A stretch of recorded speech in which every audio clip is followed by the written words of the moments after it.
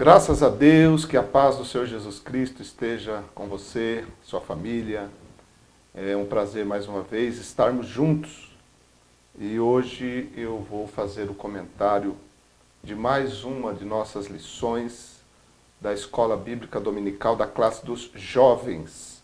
A última lição do terceiro trimestre de 2019, lição 13, do dia 29/9/2019. Essa lição, ela vai tratar sobre a vinda do Senhor, a nossa suprema esperança. Este, então, é o assunto que nós temos diante de nós nesta lição. O texto do dia de 2 Pedro 3:9 diz: o Senhor não retarda a sua promessa, ainda que alguns a tenham por tardia, mas é longânimo para convosco, não querendo que alguns se percam, senão que todos venham a arrepender-se. 2 de Pedro 3:9. A síntese da lição diz: embora os descrentes zombem da promessa da volta de Jesus, os cristãos confiam na sua promessa e aguardam esperançosamente a sua vinda.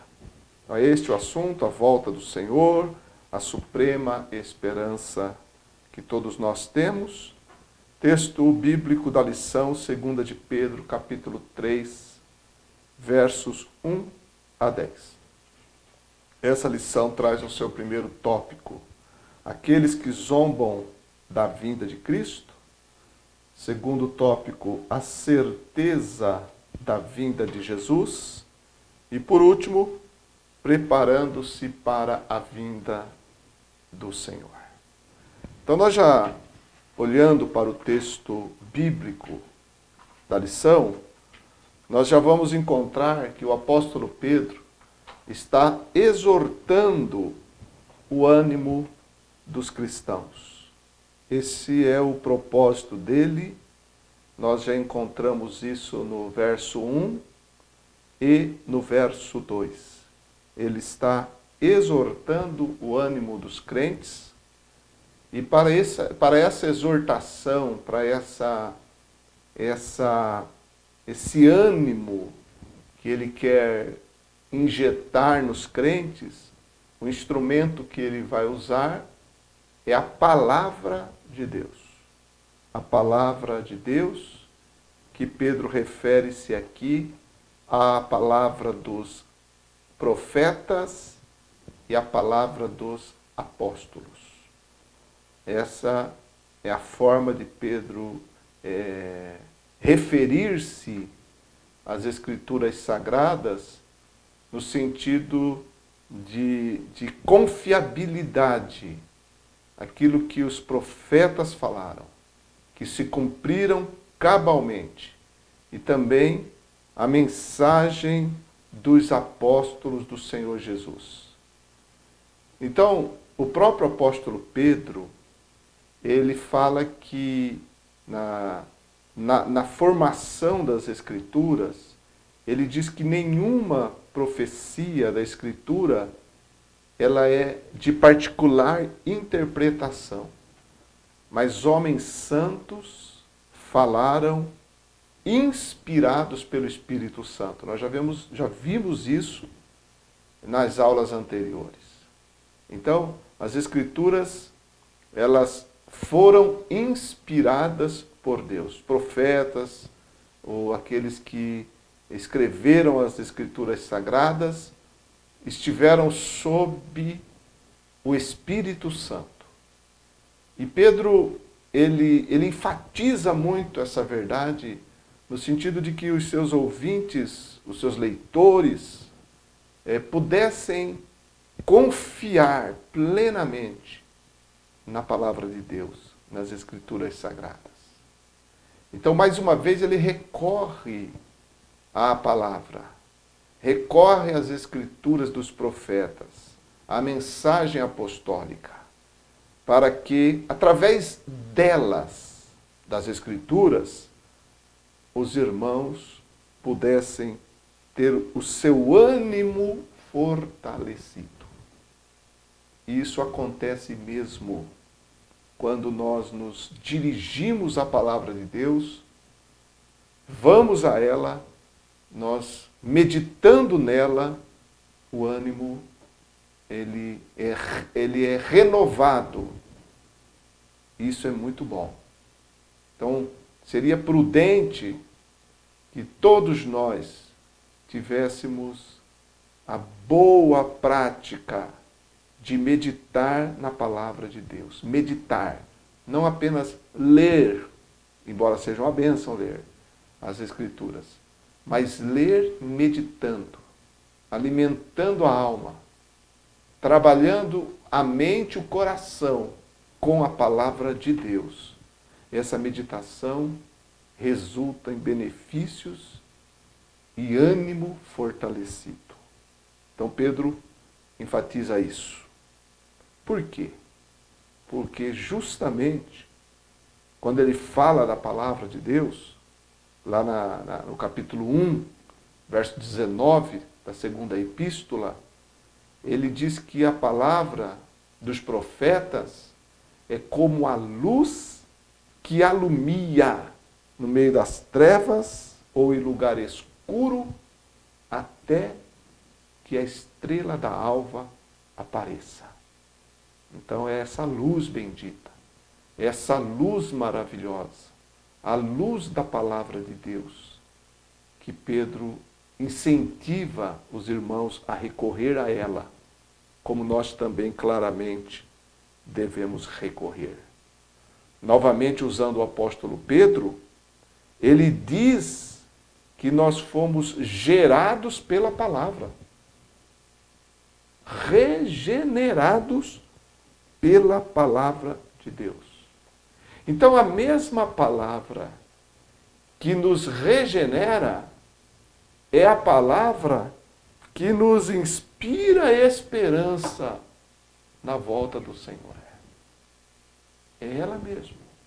As Escrituras, através das suas consolações, ela produz esperança.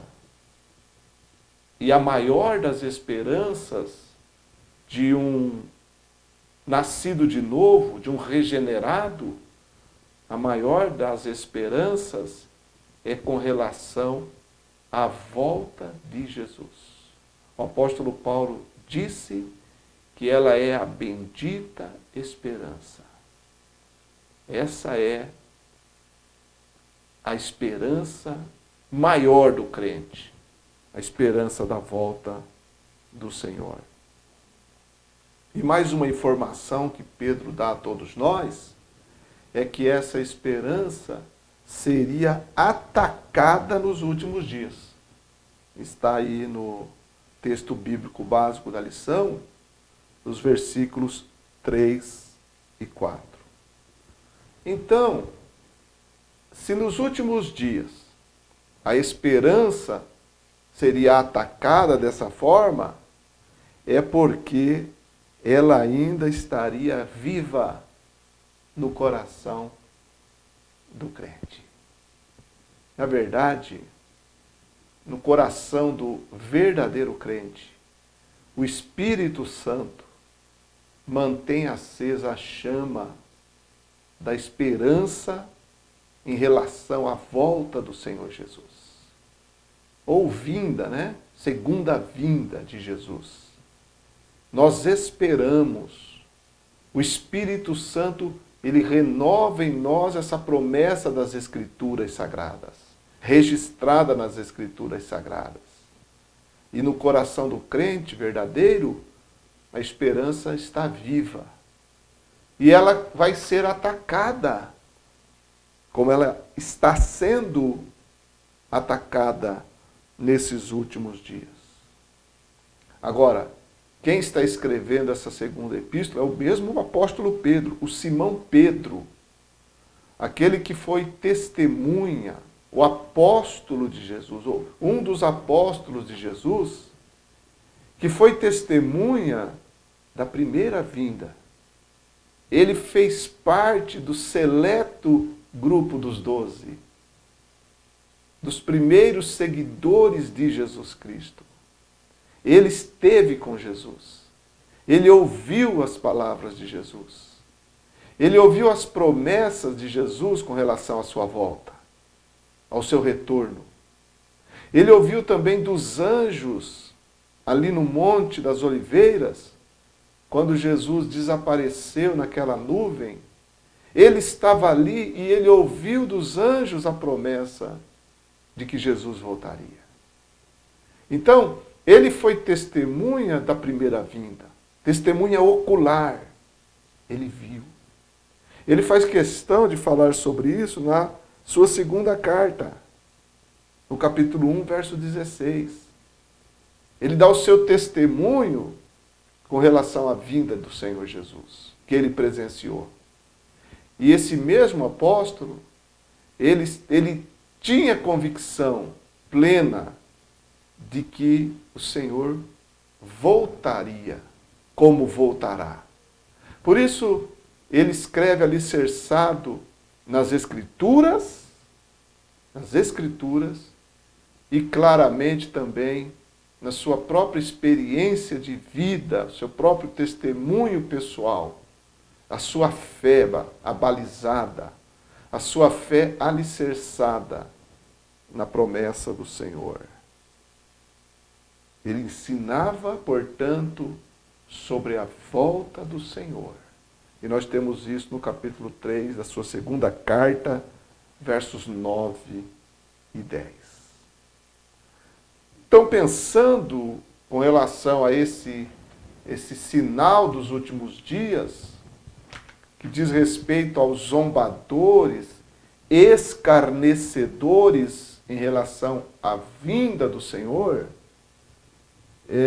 a gente percebe que eles são colocados em contraste, em oposição com a palavra dos profetas e dos apóstolos.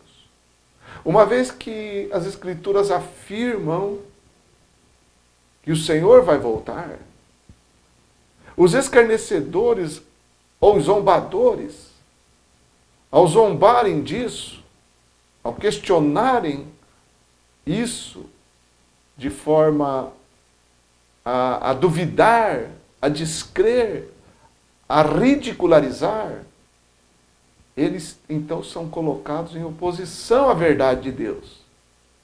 Então eles estão no mesmo patamar, no mesmo campo de ação dos falsos profetas ou dos falsos mestres, tão combatidos pelo apóstolo Pedro na sua segunda carta.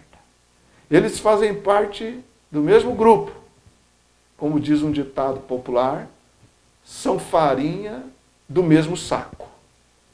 Os falsos mestres e os zombadores jogam no mesmo time, fazendo oposição à verdade de Deus, atacando, ora com heresias, ora com falsos ensinos, e no caso agora com zombaria e escarnecendo da vinda ou da volta do Senhor.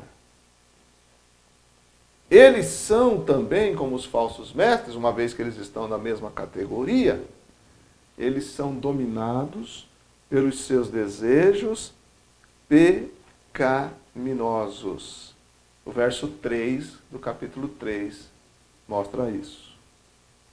Então, eles produzem aquilo que eles têm, porque uma árvore má produz fruto mau. Uma fonte ruim, né, vai produzir água amarga. E assim são essas pessoas. Eles produzem argumentos enganosos. O verso 4 mostra isso.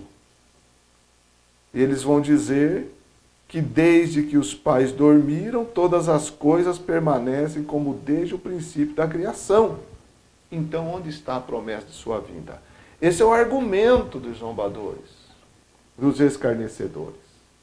Eles produzem o engano, assim como o diabo enganou Eva lá no jardim, procurando novamente torcer, enganar, dilacerar a palavra de Deus. Línguas malignas, línguas que destilam o veneno contra as almas. Porque afastando as almas da verdade de Deus, da promessa do Senhor, elas se tornarão presas fáceis. É como atrair a presa para um local em que ela vai ficar vulnerável. Então, eles procuram minar a esperança do cristão, para que ele se torne vulnerável às suas ações exploratórias, de aproveitamento das pessoas. Assim são eles, só que eles deliberadamente, propositadamente, eles ignoram a palavra de Deus. Por quê? Porque ao afirmarem que todas as coisas permanecem como desde o princípio da criação, eles esquecem. Na verdade, eles estão fazendo isso deliberadamente. Mas eles esquecem que a terra já foi coberta com as águas do dilúvio. O apóstolo Pedro fala isso. Então veja a sutileza, o engano de trazer uma afirmação para enganar.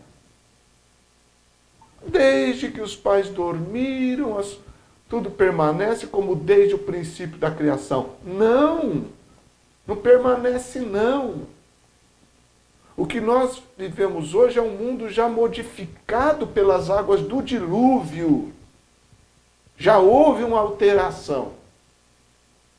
Já houve uma alteração. Isso é o que a palavra apresenta.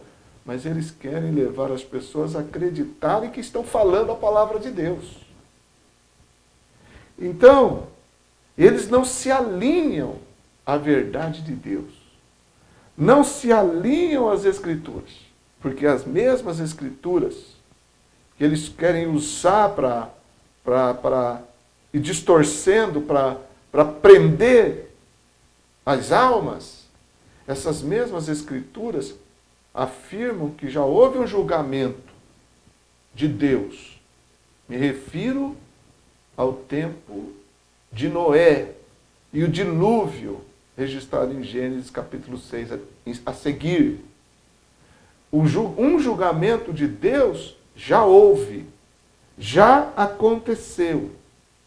E um julgamento futuro, um juízo futuro, haverá de acontecer novamente sobre a terra, por ocasião da vinda de Jesus Cristo.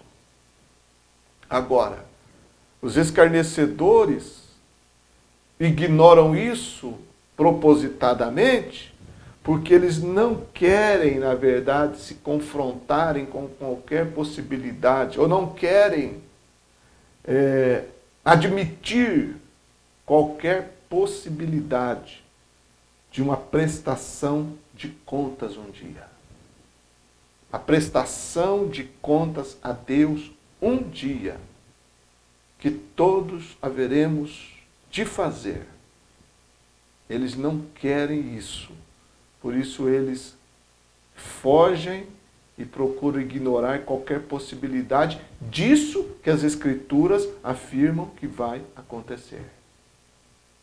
Mesmo eles não admitindo, não querendo, fugindo, vão ter que passar pelo julgamento de Deus. Mas o que eles querem é enganar as pessoas dessa possibilidade.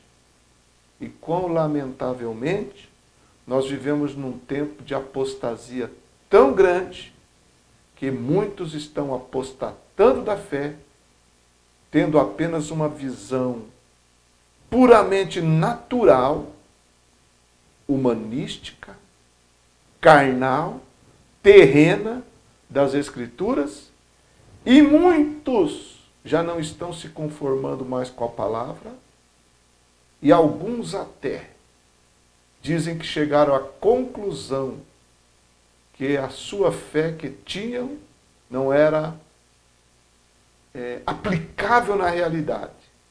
Na verdade, ele vivia enganado e que ele agora largou tudo aquilo e aceitou um argumento mundano, aceitou uma forma de vida ou uma forma de pensar humana, abandonando a fé nas Escrituras Sagradas.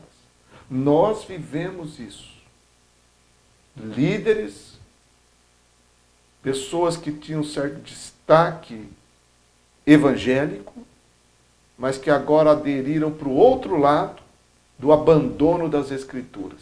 Pegaram caminhos outros, abandonando as Escrituras. O tempo de apostasia chegou. E que Deus nos guarde para que possamos nos manter nas Escrituras.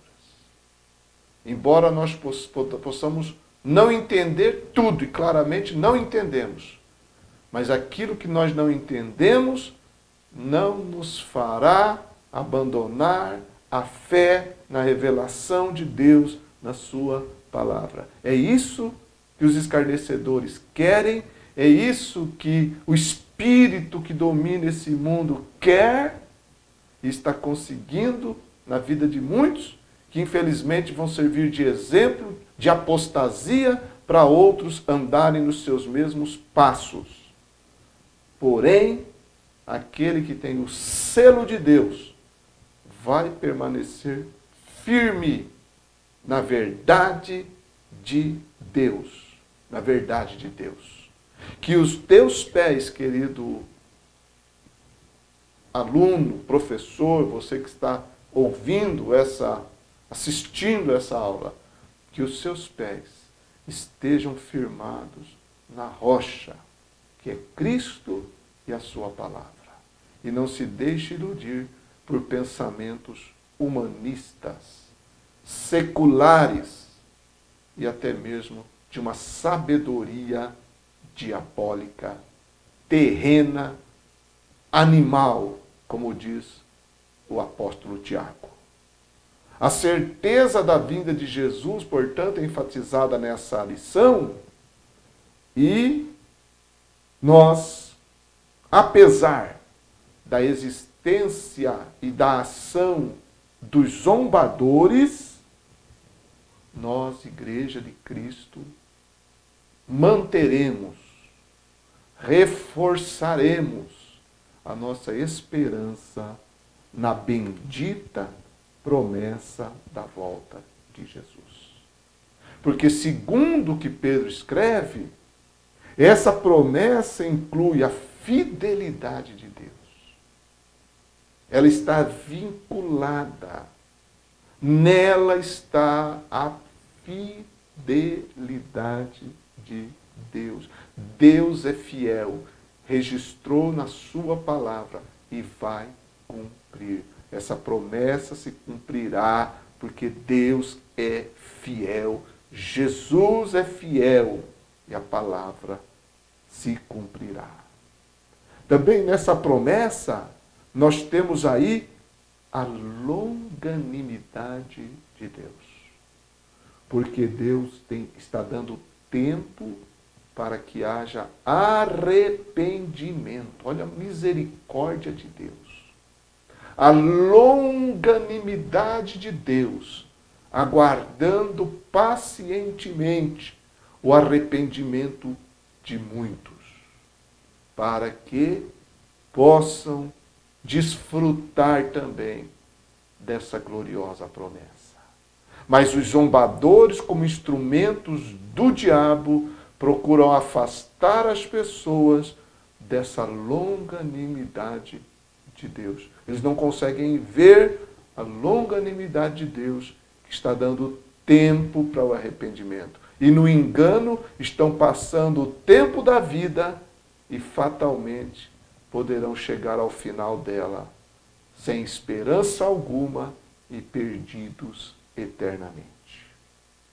Outra coisa importante com relação a essa promessa da volta do Senhor é que nós temos nela a questão importantíssima da justiça de Deus. O dia do Senhor virá, os elementos ardendo se desfarão, e por aí vai. Capítulo 3, verso 10 de 2 de Pedro. Ou seja, o dia onde Deus cumprirá a sua justiça.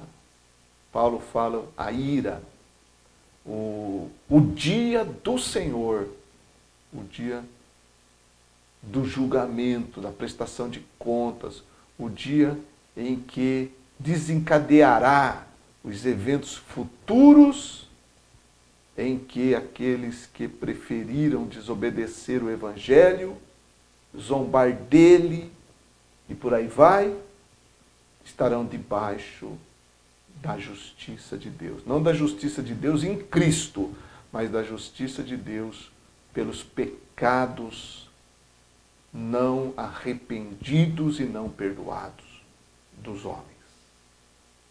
Então, muito ao contrário dos escarnecedores, cristão, eu e você devemos estar atentos à palavra de Deus. Atente a essa palavra.